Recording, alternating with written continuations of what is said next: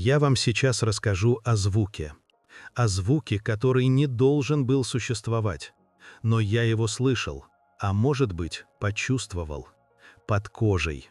Будто оно дышало прямо там, где заканчивалась моя тишина и начиналось что-то другое.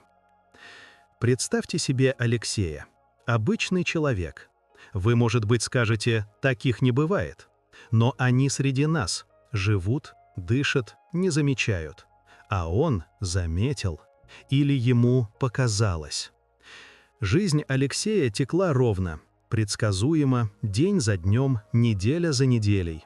Он жил в старом доме, на первом этаже. Понимаете? Первый этаж. За стеной сразу улица. Привычный городской фон. Шум машин, шаги прохожих, отрывки разговоров, что доносились снизу, будто обрывки чужих снов. Все это было. Все это было всегда. И Алексей научился не замечать. Эти звуки были частью его мира, фоном, не более. Его квартира небольшая, уютная в каком-то своем обжитом смысле. Старые обои, чуть скрипящие полы под ногами, запах пыли, старых книг, утреннего кофе. Чувствуете? Этот легкий, почти неощутимый аромат дома, который впитал в себя десятки лет чьих-то жизней. Он был теплым. Даже когда за окном выл ветер, даже когда слякоть била в стекла, внутри было убежище. Стены. Они были толстыми, надежными. Они отделяли его от улицы, от города, от всего, что оставалось там, снаружи. Они давали ощущение защиты, покоя. Вы когда-нибудь прислушивались к тишине в своем доме?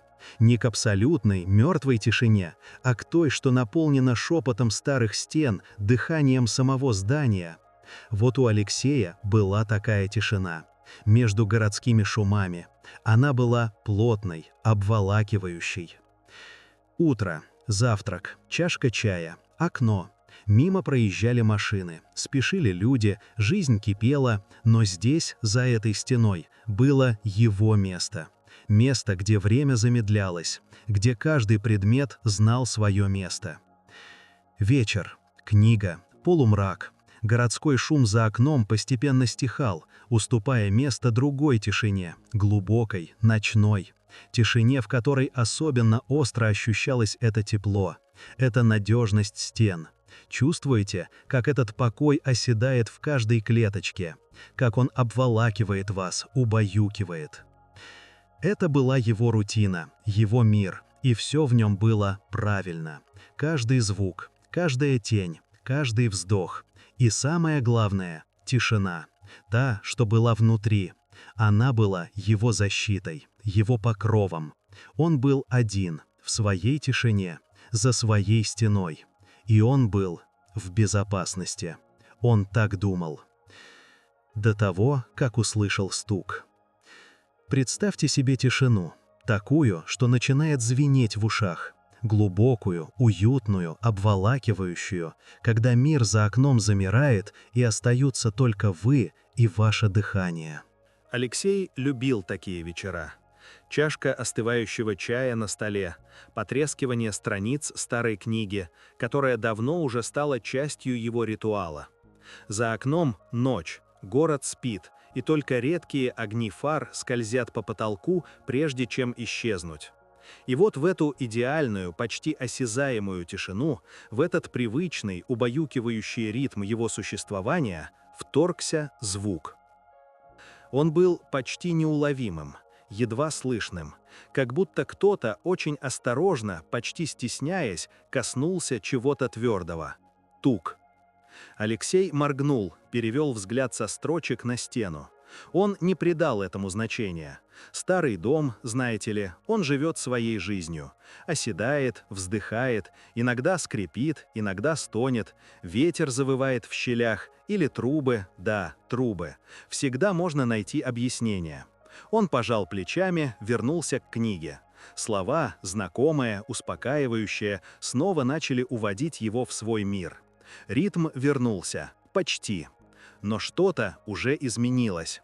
Пауза. Она была длиннее, чем обычно. Несколько секунд, которые почему-то показались целой минутой. И вот снова. Тук-тук. На этот раз чуть яснее. Не громко, но настойчивее. Алексей отложил книгу. Чувствуете, как легкий холодок ползет по коже? Едва заметное покалывание, будто тонкая нить паутины коснулась щеки. Он прислушался. Тишина снова обступила его, но теперь она была другая, напряженной, выжидающей. Что это было? Он прошелся взглядом по комнате. Обои, старые, в мелкий рисунок, шкаф с книгами, окно, плотно закрытое. За ним улица, тротуар, дорога. Ничего, что могло бы издавать такой звук. Тук. Еще раз. Один. Одинокий. И теперь Алексей знал. Он слышал это не ушами, оно будто дышало под кожей. Это не было снаружи, это было оттуда, из стены, прямо из этой глухой стены, которая отделяла его квартиру от улицы. Он встал, медленно подошел к стене, приложил ладонь, холодная, обычная, ничего. Но он чувствовал это легкое, почти незаметное дрожание воздуха, или это было его воображение? Тук, тук. Звук был незначительным, почти ничего, но он был неправильным. Как нота, взятая не в такт в идеальной мелодии. Он нарушал привычный ритм, как камешек, брошенный в спокойную воду. Круги расходились, дробя отражение, разрушая покой. Алексей прислонил ухо к стене, замер. Дыхание задержалось в груди. За стеной что там? За стеной улица. Пустая, ночная. Там нет никого, кто мог бы стучать. Ничего, что могло бы издавать такой звук. Тук. Еще раз. Один. Одинокий. И теперь Алексей знал. Он слышал это не ушами, оно будто дышало под кожей. Это не было снаружи, это было оттуда, из стены, прямо из этой глухой стены, которая отделяла его квартиру от улицы. Он встал. Медленно подошел к стене, приложил ладонь. Холодная, обычная, ничего. Но он чувствовал это легкое, почти незаметное дрожание воздуха. Или это было его воображение? Тук, тук. Звук был незначительным, почти ничего, но он был неправильным. Как нота, взятая не в такт в идеальной мелодии. Он нарушал привычный ритм, как камешек, брошенный в спокойную воду. Круги расходились, дробя отражение, разрушая покой. Алексей прислонил ухо к стене, замер. Дыхание задержалось в груди. За стеной что там? За стеной улица, пустая, ночная. Там нет никого, кто мог бы стучать, ничего, что могло бы издавать такой звук. Паузы. Между стуками они казались дольше, чем должны быть. В каждой такой паузе целая вечность. Время растягивалось, становилось вязким. Ожидание. Оно было хуже самого звука. Что будет дальше? Когда оно снова повторится? И что оно значит? Тук. Словно ответ на его безмолвный вопрос. Глухо, приглушенно, словно изнутри, из самой толщи бетона и кирпича. Не снаружи, а из. Алексей отпрянул от стены. Легкий холодок не просто полз по коже, он поднимался изнутри, из глубины живота. Внутренний вопрос, который не давал покоя, начал разрастаться, заполнять собой все пространство его мыслей. Что это было? И что, черт возьми, оно хотело? Тишина вернулась, но это была уже не та тишина. Она была наполнена ожиданием. Каждый шорох, каждый скрип дома теперь казался частью этой новой, тревожной симфонии. А где-то глубоко внутри, под привычным ритмом его жизни, затаился этот новый, неправильный звук. И он ждал своей очереди, чтобы снова нарушить покой. Тишина. Она может быть обманчива, правда? Вы думаете, что она — отсутствие звука. Но иногда она лишь маскировка, тонкая вуаль, скрывающая то, что не должно быть услышано. Помните стук? Тот самый, что пробивался сквозь плоть старой стены. Изначально он был робок, нерешителен, легкое касание, шепот, но потом он изменился. Представьте себе, Вы сидите в своей комнате. Ночь глухая, бархатная, за окном лишь невидимая тяжесть тьмоты. И вдруг из стены, той самой стены, что отделяет вас от улицы, доносится ритм. Не просто стук, а ритм. Он стал настойчивее, не громче, нет, а именно настойчивее. Словно кто-то методично, размеренно пытался привлечь ваше внимание.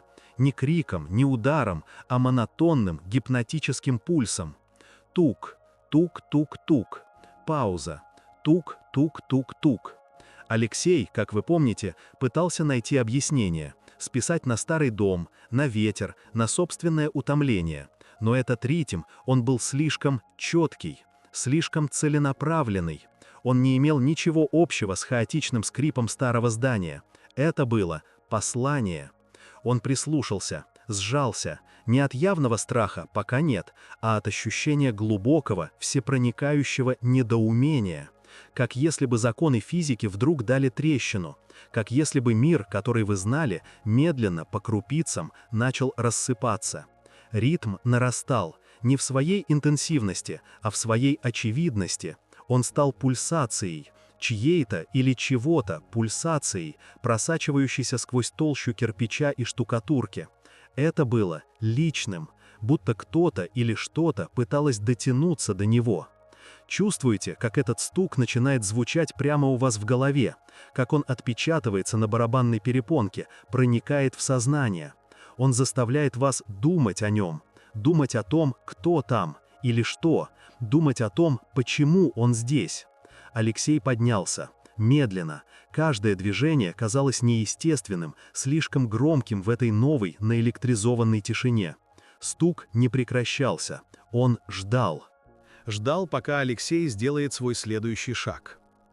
И вот он, Алексей, стоит у двери. Рука тянется к холодной старой ручке. Сердце бьется неровно. Дыхание замирает где-то в груди. Стук. Он будто следует за ним. Становится чуть тише, когда Алексей отходит от стены. Чуть громче, когда приближается. Это была не акустика. Это было сопровождение. Он открыл дверь. Скрипнула петля. Звук стука, он исчез.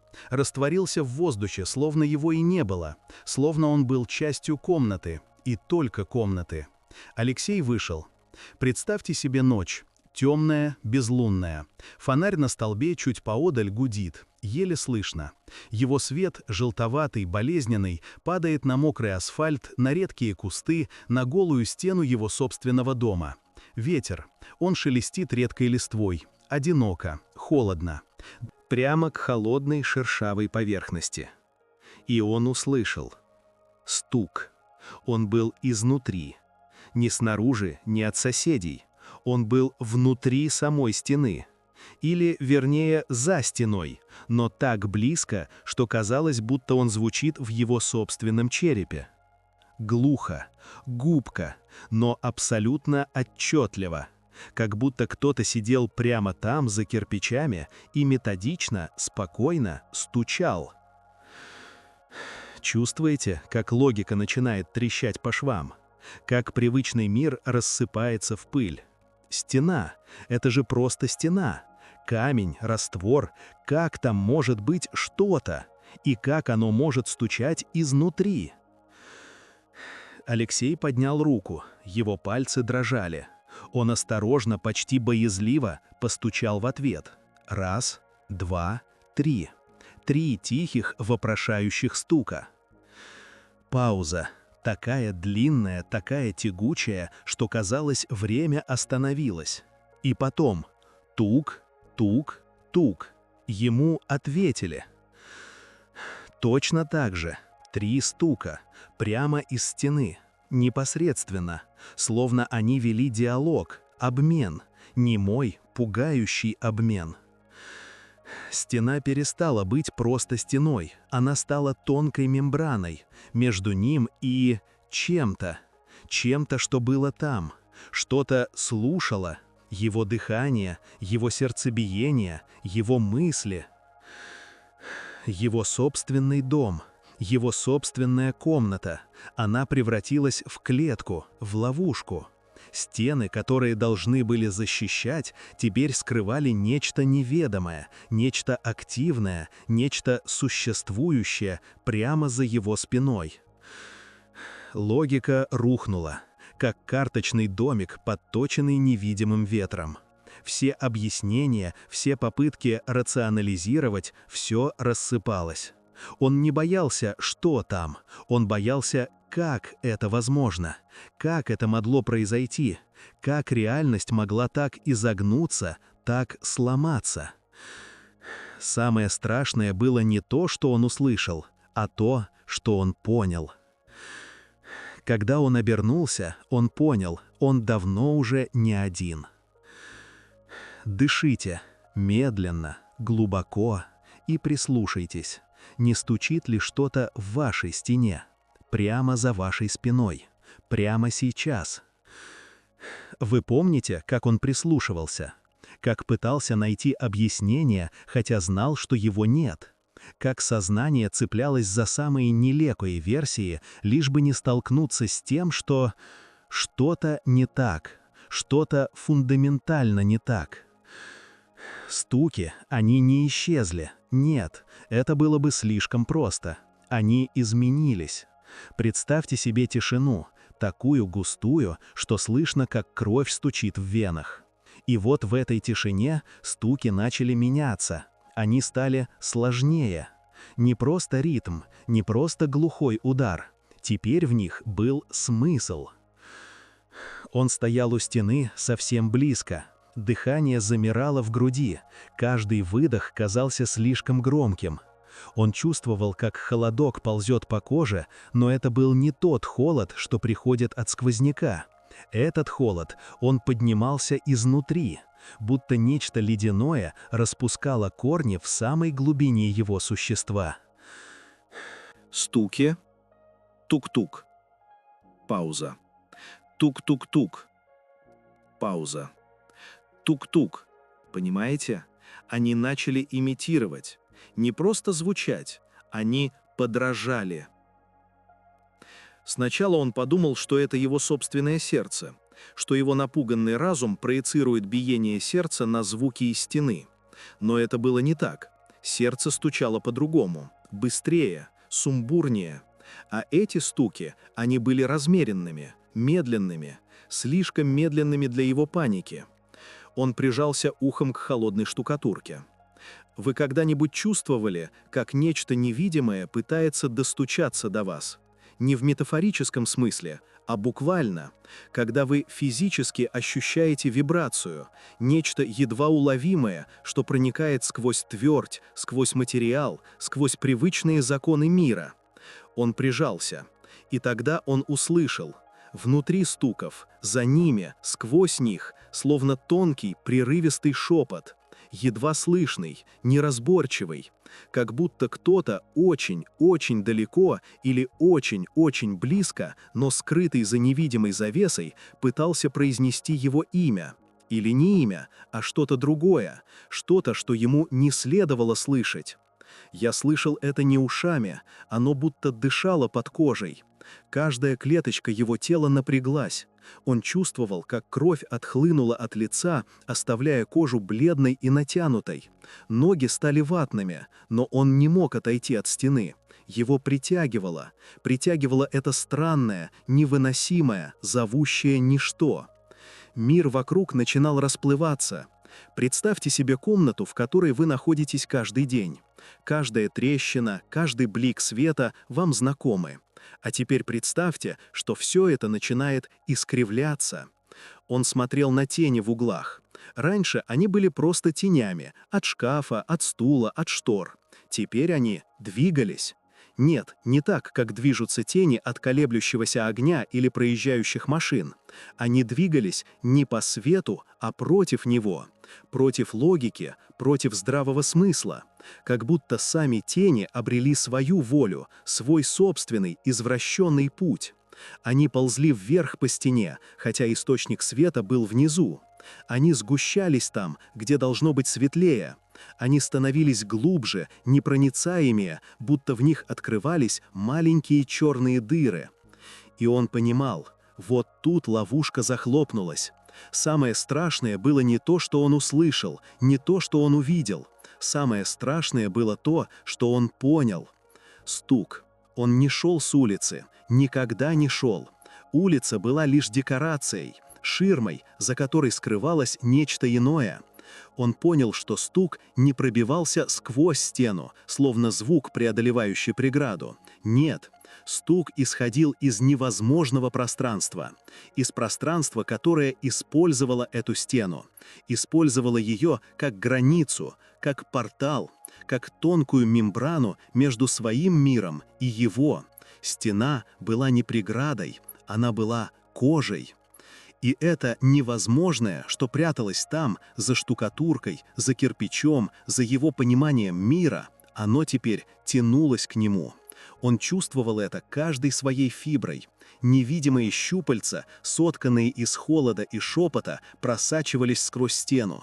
Они тянулись не к его телу. Они тянулись к его разуму, к его душе, к самой сути того, кто он есть. Холод не приходил снаружи, он поднимался изнутри. Он ощущал, как его собственное тепло покидает его, как жизненная сила утекает сквозь поры, как его собственное тело становится чужим, пустым, податливым. Реальность, она теряла форму. Стены комнаты, казалось, дышали. Их очертания плыли, словно в мареве. Мебель теряла свою четкость, становясь лишь размытыми силуэтами. Цвета тускнели, выцветали, превращаясь в оттенки серого, будто мир собирался выключить себя, погаснуть. Границы стирались. Граница между стеной и тем, что за ней. Граница между его сознанием и тем, что пыталось в него проникнуть. Граница между здравым смыслом и безумием. Он больше не мог доверять своим глазам, не мог доверять своим ушам, не мог доверять даже своим ощущениям, потому что стук больше не был просто стуком, шепот больше не был просто шепотом, тени больше не были просто тенями. Это было присутствие, присутствие, которое жило в стенах, которое всегда там было, и теперь оно знало о нем. Когда я обернулся, я понял, я давно уже не один. Он не оборачивался. Он знал, что нечто невидимое стоит прямо рядом с ним. Не за стеной, а здесь, в этой комнате, дышит ему в затылок. Он почувствовал, как стена под его рукой, которой он так отчаянно прижимался, стала мягкой, податливой, будто штукатурка и кирпичи распадаются, превращаясь в нечто живое и пульсирующее. Его пальцы, казалось, начали проваливаться в нее. Стуки стали его стуками, не имитацией, а отражением.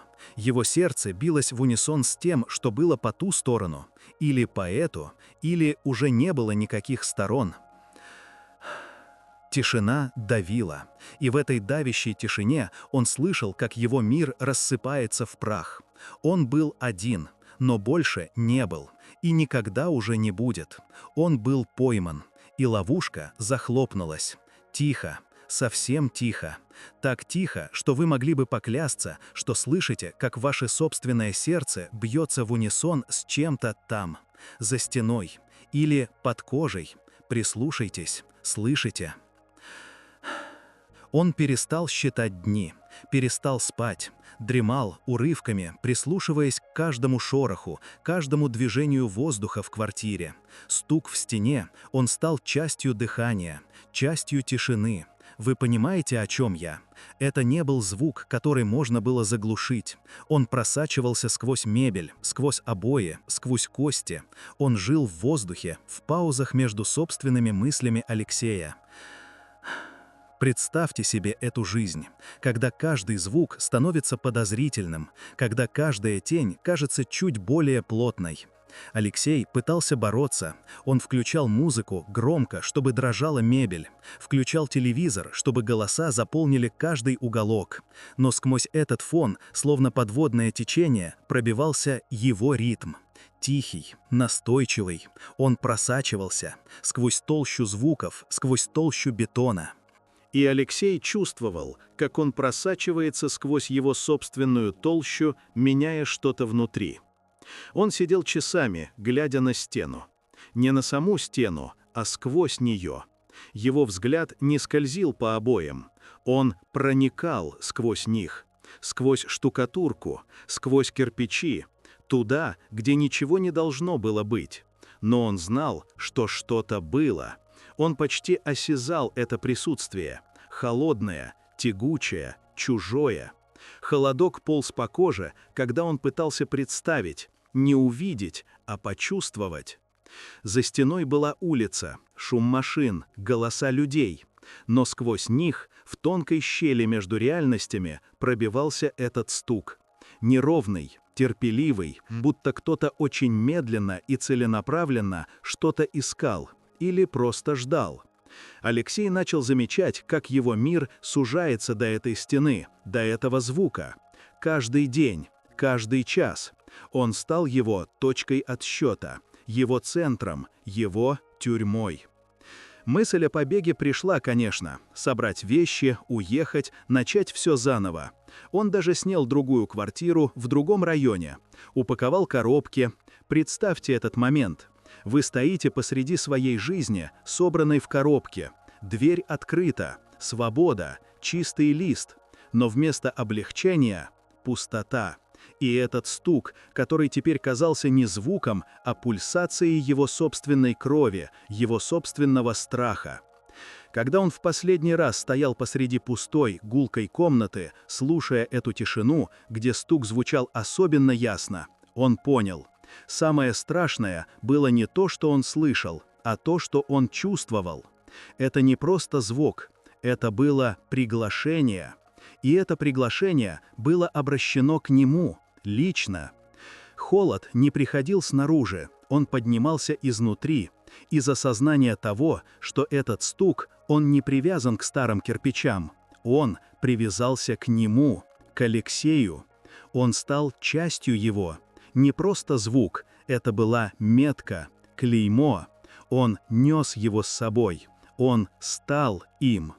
И если он сбежит, стук последует за ним. Или, что еще хуже, стук уже будет там, ждать его в новой квартире, в новой тишине, которую он так жаждал. Это не бежать от стука, это бежать от самого себя, а от себя не убежишь. И вот тут ловушка захлопнулась. Это не стена стучала, это стучала его собственная голова, его собственное медленно сходящееся сознание. Он остался в этой квартире с этим стуком. Он перестал пытаться его заглушить, перестал бороться. Он просто жил с ним, стал его частью, стал проводником для того, что стучало. Он просто слушал. В полной темноте. Дни превратились в недели, недели в месяцы. Он сидел в темноте, не включая свет. Он слушал. И стук постепенно утих. Сначала он стал появляться реже, потом только раз в день, затем раз в неделю, а потом он просто исчез. Полная тишина. Вы когда-нибудь слышали такую? Тяжелую, давящую тишину, которая звенела в ушах. Тишина, которая не успокаивала, а душила. Она была тяжелее любого шума, потому что в этой тишине он слышал все. Свое учащенное дыхание, биение собственного сердца и что-то еще. Что-то, что ждало, притаившись в самых дальних уголках его разума или в самых близких, под кожей. Алексей сидел в ней. Он ждал, прислушивался. Это было хуже, чем стук, потому что стук был определенностью, а эта тишина была ожиданием. Она была обещанием. Он знал, что стук не ушел. Он просто затаился. Он ждал момента, когда Алексей забудет, когда его разум расслабится, ждал, чтобы проявиться снова. И он будет ждать. Возможно, он ждет прямо сейчас. Возможно, он ждет вас. Я слышал это не ушами. Оно будто дышало под кожей. И теперь, когда я рассказываю вам это, вы тоже чувствуете, не так ли?